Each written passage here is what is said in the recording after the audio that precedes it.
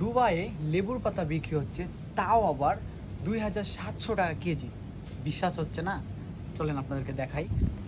এই যে দেখেন, কিছুক্ষণ আগে আমি মার্কেটে এসেছি কিছু জিনিস নেওয়ার জন্য। এসে দেখি এখানে লেবুর পাতা বিক্রি হচ্ছে।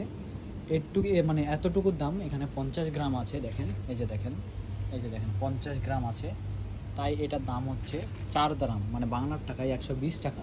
সো এটা আপনি যদি 1 কেজির হিসাব করেন, মানে যদি 1 কেজি নিতে চান, তাহলে 1 কেজির দাম পড়ে প্রায় এই দেশের 80 থেকে 85 দ্রাম, যা বাংলার টাকায় যদি হিসাব করেন প্রায় 2700 থেকে 800 টাকা।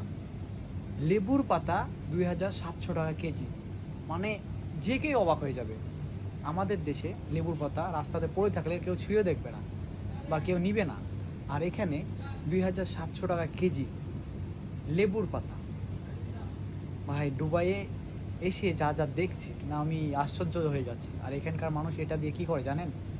এটা হচ্ছে গরম পানিতে সিদ্ধ করে খায়, যে রসটা পাওয়া যায় না সে রসটা খায়। এটার অনেক মানে কারণ আছে খাওয়ার, যেমন কি ধরেন গলা ব্যথা হয় অনেকের, গ্যাসের সমস্যা, মাথা ঘোরে, অনেক ইত্যাদি ইত্যাদি এটাতে অনেক কাজ করে। তো যার কারণে এটা মানুষ কিনে খায়, তাও আবার 2700 টাকা কেজি বাংলার টাকায়। কি আশ্চর্যজনক বিষয় ভাই।